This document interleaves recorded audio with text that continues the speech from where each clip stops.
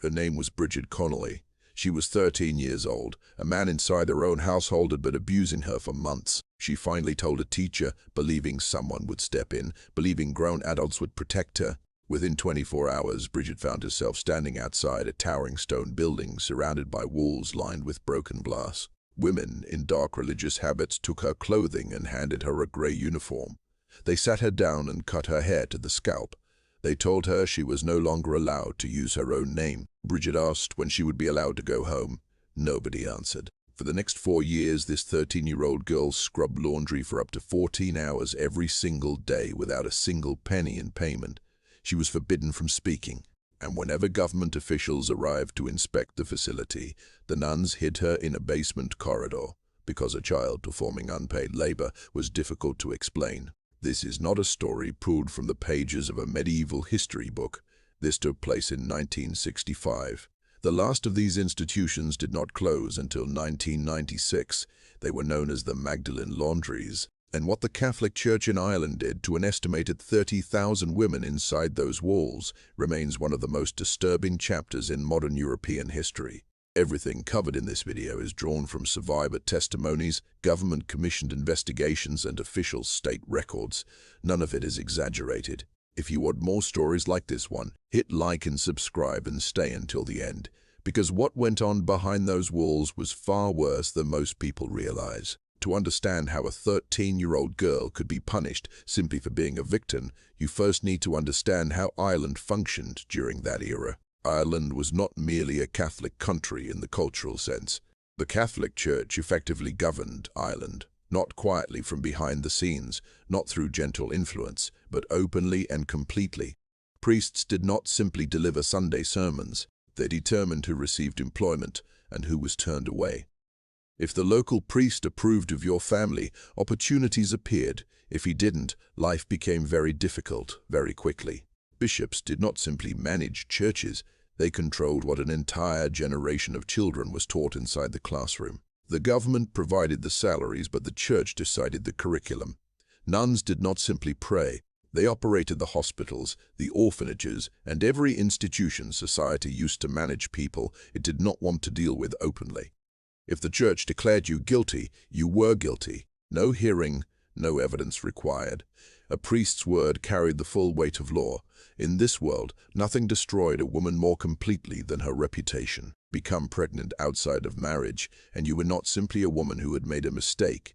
You were considered morally corrupt, dangerous, something that needed to be removed from public view. If a man harmed you, nobody questioned him. They questioned you. They suggested you must have invited it somehow. If you were an orphan with no family structure to supervise you, the church considered you a problem waiting to surface. And if you were simply considered too attractive, that too was treated as a hazard. Beauty drew attention. Attention invited trouble. It was better in their reasoning to remove you before anything could happen. That is why a 13-year-old abuse victim was punished instead of protected. In the eyes of the institutional church, there were no innocent women. If something terrible happened to you, you must have played some role in causing it. And so Ireland constructed a system to manage these women. 4 religious orders divided the country between themselves as though it were a business arrangement. The Sisters of Mercy claimed certain regions. The Sisters of Our Lady of Charity took others. The Sisters of Charity and the Good Shepherd Sisters split what remained. The Irish government did not simply ignore what was happening. It was an active participant. Courts sentenced women to these institutions. Police pursued and returned anyone who escaped. Government agencies transferred orphaned girls and young women labeled as difficult directly to the religious orders. The Irish military sent its uniforms there to be cleaned. Hotels and hospitals sent their bed linen. Even official state residences were known to use the service. Everyone was aware of what was happening. Everyone benefited from it, and the women performing the labor never received a single payment. But there is a question that always comes up. How could nuns do this? How could women who had devoted their lives to religious service treat other women with such cruelty? The answer is both straightforward and deeply unsettling. Many of these nuns had entered convents as children themselves, some as young as 12 or 13 years old. They had never lived outside those walls. They had never experienced what ordinary human kindness looked like in the wider world. They were raised inside a system that taught them certain categories of women were spiritually contaminated, almost subhuman, and that the only path to cleansing them was through suffering and labor. These nuns did not believe they were being cruel. They were convinced they were rescuing souls. Every act of punishment moved a woman closer to God. Every harsh correction purified her spirit. Every year of unpaid work was an act of mercy toward someone who did not deserve better. They believed sincerely that they were doing sacred work, and that is precisely what made them so dangerous. They were not calculating sadists who enjoyed inflicting pain. They were true believers who had been taught that cruelty was indistinguishable from compassion. People with that kind of conviction have no internal limit. Bridget Connolly's first night inside those walls permanently altered everything she understood about the world. She lay in a room alongside roughly 30 other women and girls, the beds placed so close together she could hear everyone around her breathing. Some women cried silently into their pillows. Some mouthed prayers that no one would answer. Some simply stared upward at the ceiling with hollow, empty expressions. Women who had stopped carrying any hope a very long time ago. There were no mirrors anywhere in the room, no calendars, no clocks of any kind. Bridget realized she had no way of knowing what day it was or how long she had already been inside. She turned toward the woman in the neighboring bed, an older woman with gray hair and deep lines carved into her face. Bridget whispered the question she could not push out of her mind. "How long have you been here?" The woman raised both hands, showing all 10 fingers. Then she did it again. And again. And again. 40 years. She silently mouthed a single word before turning away. Forever. That was when Bridget understood. There was no scheduled release, no sentence to complete, no defined endpoint. Women arrived as teenagers and left as corpses, if they left at all. The following morning, the routine began. A bell sounded before sunrise. 5 minutes to dress and make the bed perfectly. Then morning mass in the chapel, but not alongside ordinary members of the public. The women were seated behind wooden partitions, hidden from view because they were not considered acceptable to be seen by the rest of society. Then came the laundry. The workroom was enormous, filled with machines that hissed pressurized steam and groaned under the weight of industrial effort. The air was so saturated with heat and moisture that simply breathing felt labored and difficult. The chemical smell of lye soap burned the inside of your nose and kept your eyes watering continuously throughout the day. You scrubbed sheets by hand until they were clean enough to be fed through the machines. You guided fabric through enormous pressing rollers that could crush fingers completely if concentration slipped for even a single moment. You folded everything into precise, perfect stacks that would be delivered to hotels and hospitals across the country. 12 hours a day, sometimes 14, sometimes longer. Your hands split open and bled from the chemicals. Your spine ached without relief. But you kept going because stopping meant punishment. And through every hour of it, silence. Complete, total silence. No speaking, no whispering, not even the quiet sound of humming. The only sounds permitted were prayers and the mechanical noise of the equipment. You could not speak to the woman standing beside you. You could not learn her name. You could not share your story or hear hers. You could not grieve together or comfort one another. One whisper and punishment followed immediately. Any attempt at friendship was treated as evidence of plotting something inappropriate. The silence was not incidental. It was a deliberate instrument of control, and the nuns understood precisely what they were doing. Women who cannot communicate with one another cannot coordinate. They cannot organize. They cannot plan escapes. They cannot remind each other that they are human beings with inherent dignity. The silence kept them isolated, and years of isolation did devastating things to their minds. Some women eventually lost the ability to speak, not from any physical condition, but simply because words stopped forming. Others developed the habit of whispering quietly to themselves when no one was nearby, just to remember what their own voice sounded like. And the silence did not end when women eventually left. One survivor, a woman named Catherine, escaped and moved abroad. She married, had children, built what appeared on the surface to be a completely ordinary life. For 6 decades, she never told a single person where she had spent her formative years. Not her husband, not her children. They were married for nearly 4 decades, and he never knew. That is how completely the shame had been embedded. The nuns had not simply imprisoned their bodies, they had imprisoned their voices permanently. Bridget Connolly spent 4 years inside those walls. She entered as a child of 13 and walked out as a 17-year-old with nothing to show for it except chemical scars on her hands and memories that would follow her for the rest of her life. And she was among the fortunate ones. She got out. Nora Gallagher was 16 when she was brought to a convent laundry in the south of the country. Both of her parents had died and she had no family left to take her in. That absence of anyone to advocate for her made her the ideal victim. One afternoon, Nora accidentally dropped a ceramic cup. It shattered on the stone floor. The nun in charge did not raise her voice. She did not raise her hand. She smiled calmly, walked to a drawer, and removed a length of thick cord. She tied it around Nora's neck, not tightly enough to cause injury, just firmly enough that Nora felt its presence with every breath, every swallow, every moment of every day. For 3 full days and 3 full nights, Nora wore that cord. At every meal, she was required to lower herself onto her hands and knees and crawl across the floor to reach her food. She ate from a bowl on the ground like an animal while the other women watched in silence. After each meal, she was required to recite specific words aloud that she begged the forgiveness of God, of Our Lady, and of her fellow residents for the poor example she had set. All of this because she had dropped a cup. But the cord was not the worst thing done to Nora. One freezing winter night, she and 2 other girls violated some minor rule. One so insignificant that surviving records do not even specify what it was. The nuns decided that a lesson of permanent impact was required. They led the 3 girls to a glass balcony on the exterior of the building and locked them outside. No coats, no blankets, no shoes. Temperatures were approaching freezing and continuing to fall.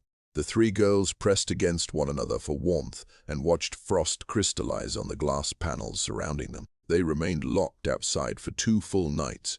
Nora nearly died. Her fingers turned a deep blue.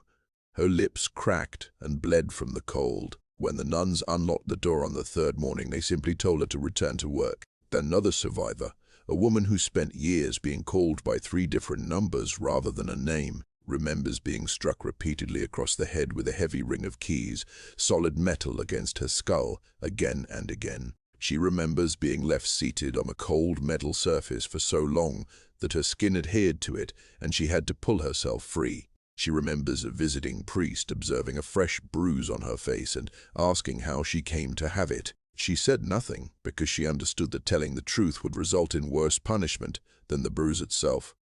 Some women attempted to escape. They scaled the perimeter walls and ran through the streets outside, pleading with strangers for assistance. The police invariably found them. Officers never asked questions about conditions inside the institution.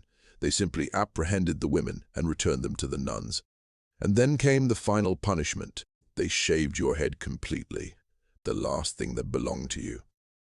The last physical trace of the person you had been before they took everything else away. If you are still watching, leave a comment below. Did you know about the Magdalene Laundries before finding this video? These women were silenced for decades. Do not let their story remain buried. A significant number of women entered these institutions as teenagers. A significant number never came out.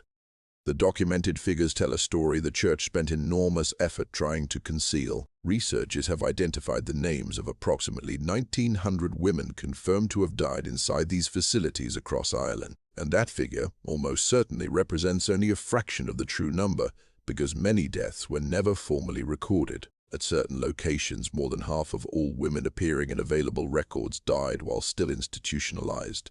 At one laundry in Limerick, roughly 6 out of every 10 women whose names appeared in records between 1961 and 1983 died behind those walls. At a Dublin facility, the figures for a 10-year period in the mid-20th century were nearly identical. More than half of the women documented never left alive. Researchers cross-referencing census data from the early 20th century with burial records at Magdalene sites found women who had been institutionalized for periods ranging from 11 to 74 years. 74 years. A woman entered as a teenage girl and died as a woman in her 90s, and every single day between those 2 points she spent washing other people's laundry without compensation. They went in as girls. They came out in coffins. One woman, born to an unmarried mother inside a mother and baby home, never had any opportunity at all. She was handed directly to the nuns as an infant. She grew up inside their system. She labored inside one of their laundries for decades without pay and without choice. When the laundries finally closed, she had nowhere to go and nothing else she had ever been taught. She remained on convent property. Her entire life from birth to old age had been spent inside institutions operated by religious orders. A relative who knew her in her final years described her sitting in a wheelchair and pressing clothes for hours at a time because it was the only activity she had ever known. That was the sum total of her existence. When women died inside these institutions, no funeral was arranged, no family was notified. The nuns buried them in unmarked plots somewhere on convent land and moved forward without acknowledgement. Nobody counted the dead. Nobody questioned it. Not until 1993. The Sisters of Our Lady of Charity operated a laundry in a Dublin neighborhood for well over a century. After sustaining financial losses, they decided to sell a portion of their land to property developers. But first, the bodies buried in the convent cemetery needed to be relocated. They applied for permission to exhume 133 women, the number corresponding to death certificates they were able to locate. When excavation began, workers uncovered 155 bodies, 22 more than anyone had accounted for. No names, no records, no death certificates, no explanation of who these women were or how they had died. And of the original 133, only 75 had complete death certificates. The remaining individuals were effectively ghosts. Women who had lived, worked, suffered, and died without the state ever formally recording their existence. A subsequent official investigation determined that at least 315 women had actually died at that single location alone, more than double the number the nuns had originally reported. But the detail that is most difficult to set aside, when those bodies were exhumed, many of them had bones that had been fractured and set in plaster casts. Ankles, wrists, elbows, hands, ribs, broken bones that had been wrapped but had never healed properly.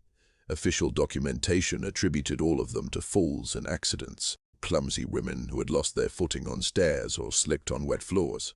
Always an accident. Always the woman's fault. The survivors understood what had actually happened inside those walls. The church had all 155 sets of remains cremated. The ashes were combined into a single container and interred in one communal grave, 155 individual women reduced to a shared pile of ash. The institution described it as an administrative oversight. That mass grave changed the trajectory of public awareness permanently. Survivors who had kept silent for decades finally found the courage to speak. Documentary filmmakers brought the evidence before international audiences. The Irish public demanded accountability. In 2013, the Irish government issued a formal state apology. The Taoiseach Church addressed Parliament and acknowledged that these women had been failed by the Irish state. Bridget Connolly, who had been that 13-year-old girl hidden in a basement tunnel, had by this point spent years as an advocate for the women who could not speak for themselves. She watched the apology broadcast on television. "We have finally been heard," she said, "but nothing said today will ever remove what was done to us." The government established a financial compensation scheme. By 2022, more than 800 survivors had received payments totaling approximately €33 million. The religious orders, the institutions that had operated the laundries, employed the punishments, and buried the women in unmarked ground, refused to contribute a single euro, not 1 cent, not one property, not 1 acre of the land their decades of free labor had helped fund and maintain. The Sisters of Mercy, the Sisters of Our Lady of Charity, the Sisters of Charity, and the Good Shepherd Sisters collectively held property assets valued at hundreds of millions of euros. Schools, hospitals, nursing homes spread throughout the country. They contributed nothing. They released statements describing it as regrettable that the Magdalene institutions had needed to exist. They characterized the laundries as simply a reflection of the broader system and culture of the era, as though the decisions had been made somewhere above them and they had merely been caught in the current. as though the strings tied around girls' necks had tied themselves, as though the voices that called children by numbers rather than names had belonged to no one in particular. They offered regret, only regret. The last Magdalene Laundry in Ireland closed on the 25th of October, 1996. Pause on that for a moment. 1996. The internet was becoming part of everyday life. Major films were in production. The world was preparing for a new century. And in Dublin, women were still scrubbing laundry in enforced silence, still supervised by nuns who genuinely believed that harming people and helping people were the same act, still asking God each day to forgive them for things they had never done. 30,000 women passed through these institutions over nearly 2 centuries.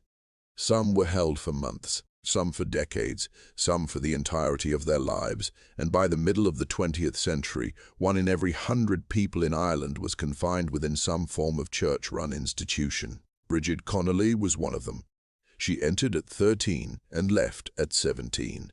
Permanently altered, she could have done what most survivors did, stayed quiet, carried the shame they had planted in her, and said nothing for the rest of her life. Instead, she devoted her remaining years to fighting on behalf of the women who had no voice left. She located other survivors and gathered their testimonies. She pushed for state investigations. She demanded formal acknowledgement. She campaigned until the unmarked graves at Magdalene burial sites received proper headstones with names on them. "I do not accept unmarked graves for survivors," she said. "They treated us as though we were nobody. I will not allow us to be buried as though we were nobody." The buildings remain standing across Ireland today. Some are crumbling, windows long broken, walls collapsing inward. Some have been converted into apartment complexes where young residents live their daily lives without any knowledge of what occurred beneath the floors they walk on. For the women who survived, and for the thousands who did not, no memorial can ever be sufficient. No apology returns the decades that were taken. No financial figure repairs damage inflicted at that depth. They asked for nothing except to be treated as human beings, and for generations the answer was no. This is Crimson Vault. We do not look away from history. We show you what actually happened. If this story meant something to you, subscribe. There is more to come.